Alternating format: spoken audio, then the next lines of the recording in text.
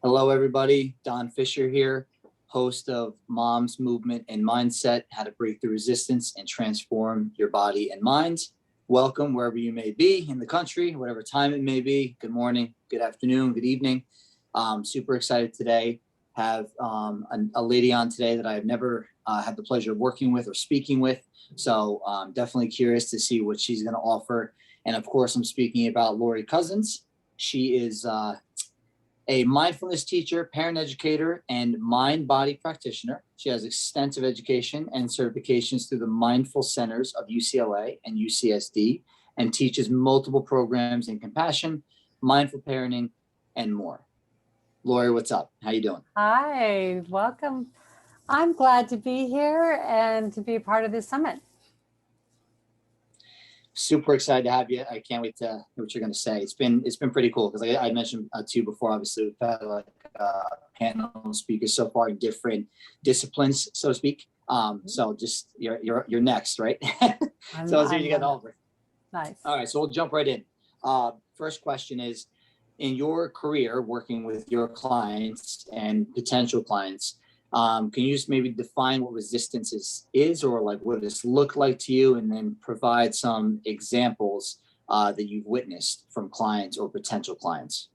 Yeah, so with my background, mostly being focused on mindfulness and based strategies and skills, and how we look at resistance is part of human nature. It's obviously a survival strategy and can have positive reasons, but it's when it's unconscious and it's habitual that it can be problematic and not a thrival response, even though it's a survival response. So I see resistance as the opposite of mindfulness. And mindfulness is this curious, open, investigative awareness that you're embracing the moment, you're engaging the moment, as opposed to resistance is the avoidant, is the the pushing away from. And if anything, maybe that's because of our judgments, that's because of preconceived ideas and self-criticism. There's many reasons why we'll resist. It could be something that happened at a very young age where we potentially went for it and it didn't go well. And then your brain holds on to those experiences that are maybe negative in nature, like Velcro, right? It's just very sticky and holds on to it. And then the amygdala says, oh, let's not try that again. We need to play it safe, or we don't want to get hurt, or it's a protective strategy. And then the good part of the experiences of our life is like Teflon. And that's where it doesn't really stick. Like it needs time to warm up and to get sticky. And that's a concept that a teacher of mine, Dr. Rick Hansen, talks about, is a beautiful teacher in mindfulness as well as a neuroscientist. And so for me, it's really how can we bring mindful awareness to resistance and investigate for ourselves what that is. So if we have this curiosity, this friendliness towards even the word resistance, that's going to shift our relationship to it. That's actually going to allow it to not be so sticky, and that there's going to be more fluidity. We can work with it. So I would say that I grew up with a father that his first answer was no, like no. And like leaving, trying something new in a lot of ways, even just traveling, he was just like, no. And so that was maybe a defense mechanism that he learned, but to keep himself safe and maybe a protective strategy. But I've had to overcome that conditioning and actually choose to say yes. And especially when it's out of my comfort zone. Now, I've also learned how to say, let me think about it, as opposed to no, right? And then kind of work with, is this something that I want to do? So when I'm working with clients that are dealing with some type of resistance to change, we first understand that it's part of our biology. It's part of physiology. It's not personal. So we don't get so lost into the stories about it. Like, what's wrong with me? Everyone else has such an easier time at change or doing things for the first time or risking or whatever the case is. No. It's human nature. Some of us maybe have smaller amygdalas in the sense of that alarm system in the back of our brain. That is true. They've actually seen it. I don't know. Are you familiar with that documentary, Free Solo? And it's the climber, the mountain climber. Well, when Yes. they did fMRI scan of his brain, his amygdala was actually smaller in size. So that means that it took more to activate his fear response or his stress response. So people maybe that have had more adversity or different challenges in their life, maybe their amygdala is going to be bigger. And so it doesn't take as much to set off. So I just like to look at it at that neurobiological lens, is that instead of getting mad at myself and down on myself, understand that there's some physical responses that are just part of my nature. And how do I work with that? Right. So we bring mindfulness to it. What is resistance to me? So resistance to me is I start to get tight in my body. I start to go to negative thoughts and scenarios, which we refer to as maybe catastrophizing, worst case scenarios, maybe rumination, the things that you dwell on that didn't go right. All of that can feed this sense of being stuck and this lack of moving forward. So then when I noticed that, like, say today, I didn't have any resistance, which is nice. You know, sometimes with these, I can have like nervousness or there's resistance, but I love this subject matter. And so I felt very inspired and excited. But maybe normally where I'll notice resistance is in my jaw. I'll clench my jaw. I'll notice that my shoulders get tight. I'll notice that maybe there's a fluttering in my stomach. And instead of going into the narrative of what's wrong with me, why can't I just approach new things with more excitement, you know, whatever the narrative is, I just go to it somatically. I go to where it is in the body and see if I can just breathe into it a little bit. Just start there, as opposed to thinking of the long-term goal and the end line, which creates more overwhelm and makes me want to resist even more. It's like, what are the first steps that I can do right here, right now? How do I work with somatically what resistance is? And then I can change my relationship and say, okay, what else is true? So that's a very big resiliency question that we ask when I'm working with clients is, okay, so you notice that you're afraid to go forward. You don't want to embarrass yourself. You feel financially restricted, whatever the challenges may be. You don't want to hurt someone else's feelings. Sometimes owning our power is like a threat to, will other people still like me, or, you know, whatever the case may be. So there's a social dynamic there. And so when we first just acknowledge that those are there, then we can say, kind of work with the sensations of the body. Then we can say, and what else is true? How many times have you gotten through obstacles and adversities and you've been on the other side? And how did you feel then?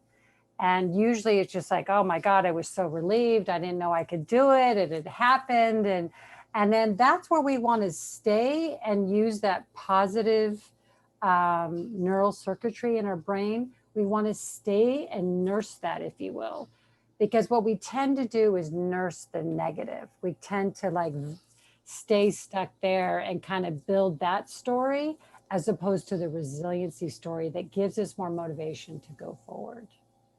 So that's my long-winded response so far. That was incredible, though. I mean, I could just listen to you all day. You're putting me at ease, right? So that's a good thing. Good. But no, yeah, I mean, I heard a lot of good things there. Like one, I think is just a lot of people tend to, I guess, maybe instead of noticing, they tend to judge, right? Like they surround, you know, instead of maybe viewing what happens as like a data point, they view it as like bad, right? When I don't feel like maybe it necessarily has to be that way.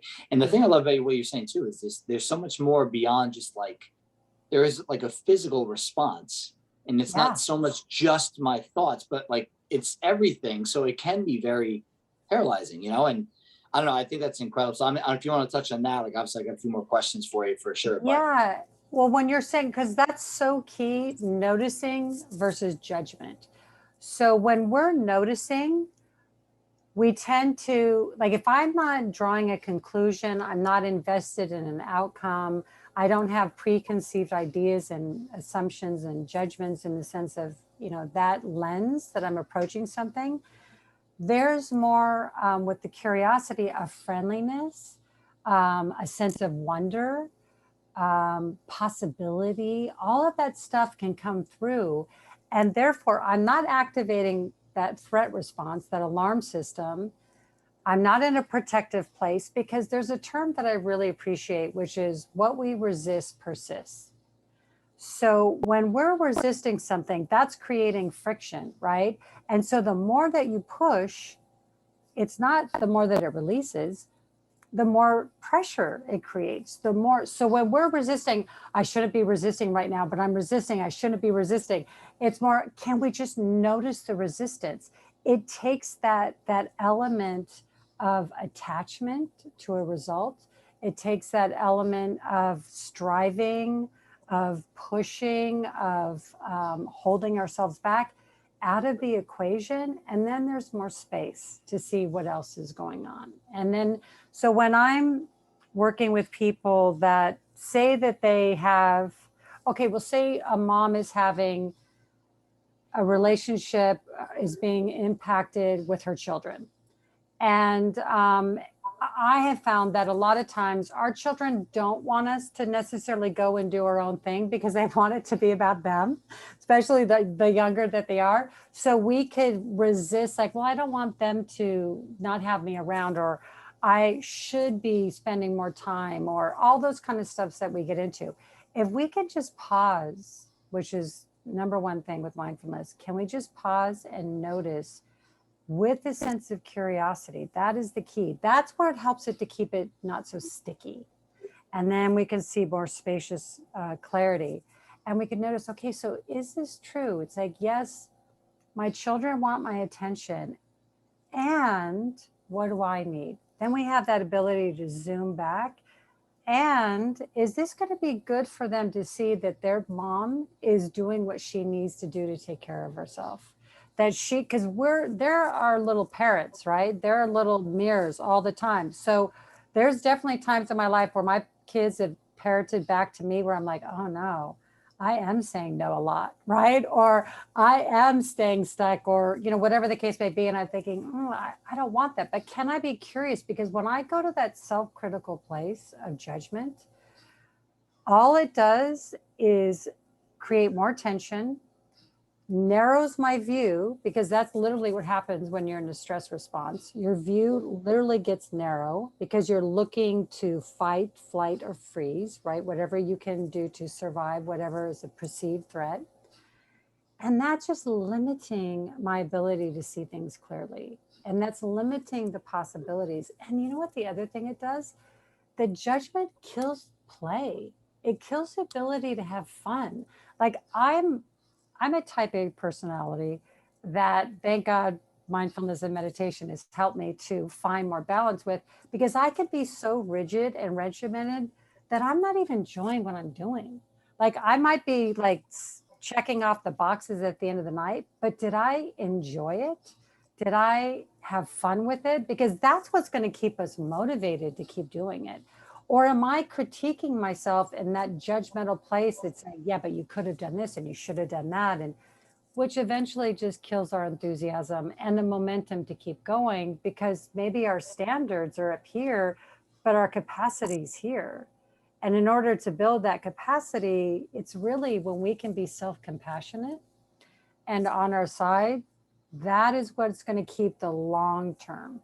So there's a study that was done with coaching styles, literally for teams. And it was a basketball team. So you had the punitive coach, if you will, like the drill sergeant. Even if you did well with a shot, he or she will point out something that you could have done better. All right. And then you have the other coach that is really like, we're a team, we're in this together, honoring the things that you're doing well, as well as pointing out, what do you think about this? What could have been better? What could have been, but in a supportive, collaborative way. What they found is that at first, the team that had that drill sergeant kind of punitive coach that was more critical and judgmental, they did really well at first and were beating other teams, but it didn't sustain long term. The other ones, it was like the compassionate coach, if you will, was gaining momentum because there was this sense of trust and collaboration and bond. And then all of a sudden, long term, they did more well. They did better in the long run. I really think that that is indicative of how we want to live our lives. Like, I don't want to be someone that I'm so on myself that I don't get to enjoy what it is that I'm working hard for. And I think that that's the element of you can have discernment, which there's wisdom in discernment versus judgment when it tends to be all or nothing and black and white. So I would say the key component is the curiosity. Well, that's interesting. Why am I resisting doing what I said that I want to do? Well, that's interesting. Why am I not following through? Why am I pulling myself back and telling myself I'm not worth it or I can't do it? When we have that sense of curiosity, it's like we're opening up a lens to see the bigger picture as opposed to that fight or flight that narrows down. And then we just want to feel better and we just want to get back to a place of neutrality. What we've talked about too, Don, when we were talking before this, is that just like an exercise, if you're trying to build muscle, if you're just doing the same weight and staying in that zone, that comfort zone, you're not going to build, right? It's the tension and the stress of what's uncomfortable that actually expands the capacity of that muscle and that strengthens it. So we can either beat ourselves up during that time or we can actually ally with ourselves during that time. And that's where I think that mindfulness gives us a choice and how we relate to our experiences and to ourselves. Yeah, I mean, like right there at the very end, like what you touched on, I could think of immediately is like in training, it's actually called accommodation. Like our bodies will accommodate when Yes. if I'm doing the same weight, the same reps every day, like every week, eventually I'll actually begin to regress. I won't progress. That's why like there's this thought of like maintaining.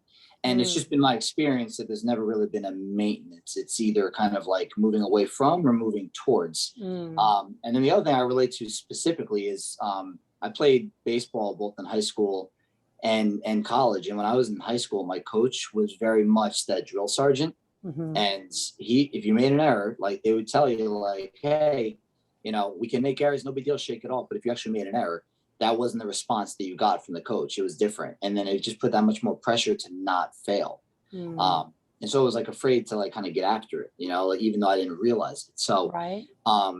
You definitely talked a lot about awareness and like coming to realizing some of the resistance and maybe what you can experience, not only like in our head, what we're thinking, but also physically. So what would you offer to, again, clients, potential clients, as ways to kind of overcome that? Like when they realize I'm experiencing resistance right now, I know maybe I should kind of move forward with this, but something is blocking me.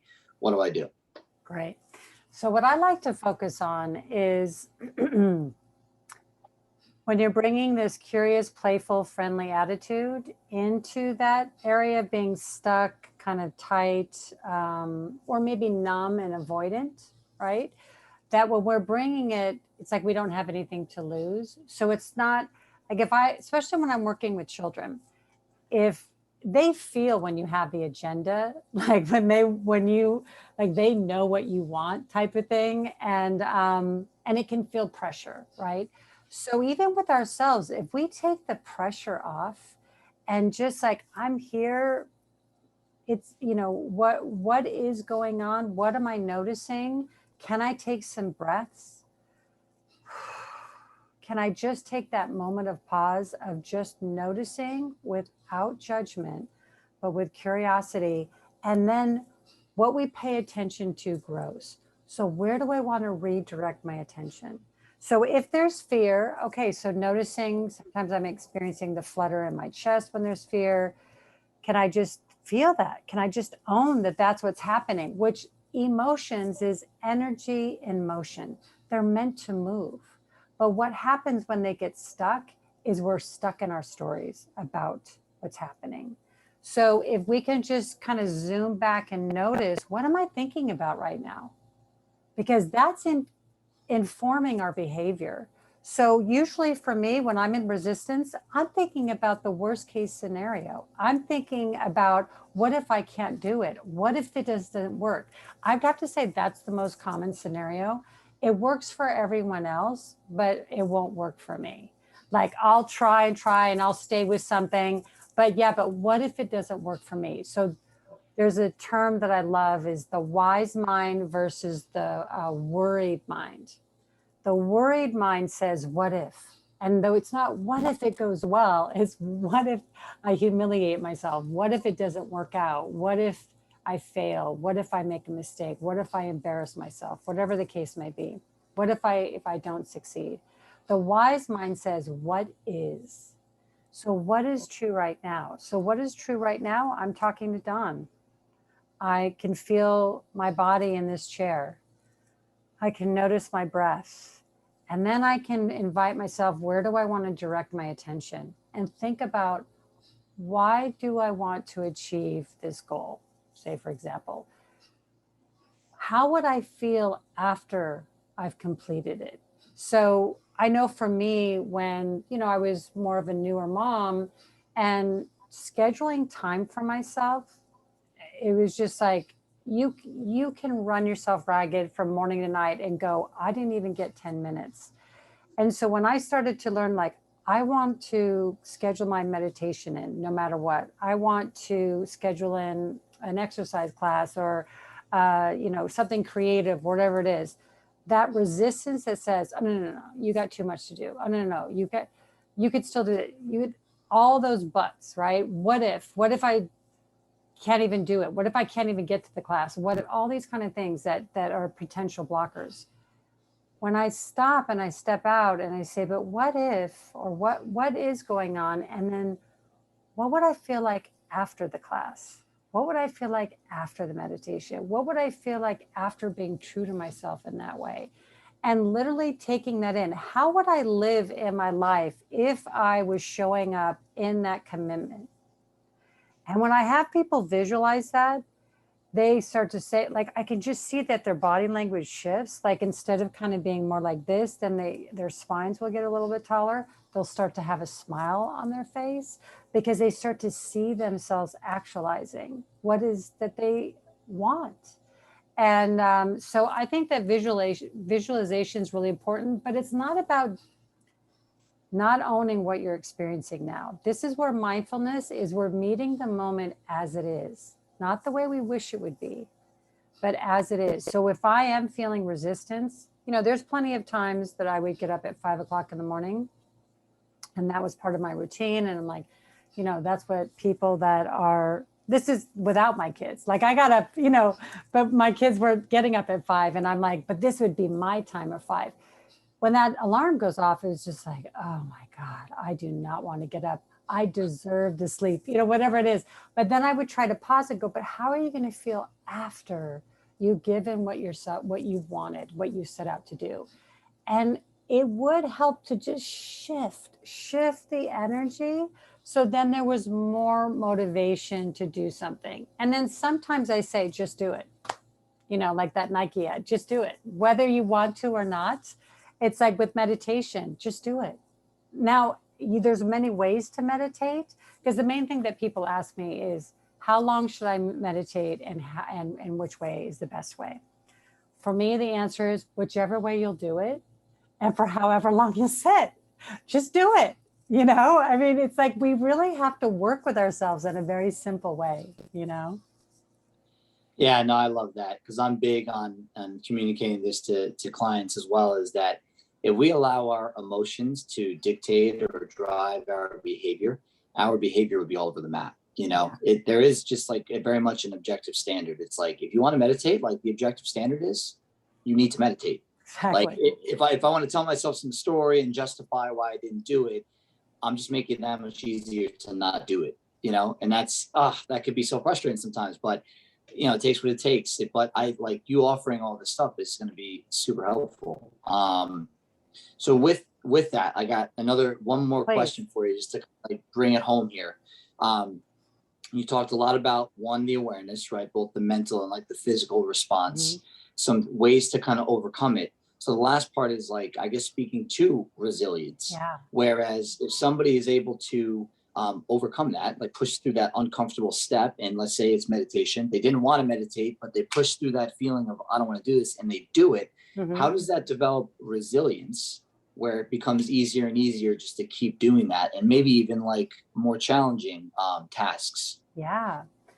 You know, I would say that when we're talking about resilience, we're talking about something that's innate. It doesn't always feel innate, but as a species, we are the most resilient species in the world, right? I mean, especially look at how we adapt and overcome, and our flexibility, and you know, not that I'm not saying that there's some challenges there that, you know, we've gone to the extreme, but this adaptability, this ability to be flexible, all of that is how we can work with ourselves. So, say someone wants to develop a meditation practice because they're feeling anxious, they worry a lot, they go to that worried mind, and it takes them away from their innate wisdom or the ability to see things more clearly, not get stuck in the habit loops of fear, anxiety, depression, you know, all that kind of stuff. So when we can set something like small and build our way up, that's a nice way to increase our capacity, right? Increase this already innate ability of resilience. But if we push too hard, that might make it feel overwhelming. And then it's like we're lost, we're flooding. Sometimes we get to the point where we're feeling flooded or even numb, kind of apathy, like, well, what's the point? And maybe it's because we push too hard, or we have expectations that are up here, and we're here. We need to meet, you know, where we are. And the resilience really is, I mean, I kind of see it as it's almost like a savings account. The more, you know, deposits that you put into it, the more you have to draw from. And so the days that I don't feel like meditating, and I'm not saying like that you should push through it and I'm meditating, because I've done that and it's not helpful, you know, where it's just like, I got it done, that ringer went off and I got it done. It's not about that either. It's really about, what is my original intention? What's my commitment? What am I hoping to gain from it? Like holding that with it. But when we can be consistent with our word and rely on ourselves with that, and follow through on ourselves with our word, and then that starts to build that capacity that's transferable. Because we start to notice, like, well, remember in this area of my life, I wasn't showing up in the way that I wanted to. It's the same skill that we're going to apply to whatever area in our life. It really is. These are universal skills. We're just directing it to different goals. So I feel that resiliency is innate, and I feel it's a muscle that can be actualized. And the more that we do it, the stronger it is, the more that we have to draw from. And I will say too, that the more community you have, or a buddy system, the easier it is to build, because we mirror that for each other, and we have those days that we can prep each other, and, you know, kind of, I know I don't want to do it too, but, you know, let's go. Like, one person usually has a little bit more momentum than the other, if, you know, that could be helpful. So some type of communal support like this that you're offering is such a great way to kind of bypass those tapes in our heads that's like, oh, I don't want to, it's too much work, or blah blah blah. Yeah, I love that that savings account analogy. I'm going to steal that one. Oh, good. Yeah, but no, that's so true. And like the one thing you said too that I absolutely love, because it's so true, and it's not something I actually just learned recently, but like our word, just the same as like if someone tells us like, hey, I'll call you at 4 o'clock. There's most of the time, I don't want to say all the time, but there maybe are feelings of like being let down if that person doesn't call us at 4 o'clock. When I don't keep my word, I'm not only letting that person down, I'm letting myself down. And then I begin to devalue my own words. So it's the same as meditation again. If I'm going to wake up at 5 a.m. to meditate, and then I don't do that, I think it's the same idea, just the opposite. It's like, it's just taking away, like kind of going into the to the red, you know, getting in the negative.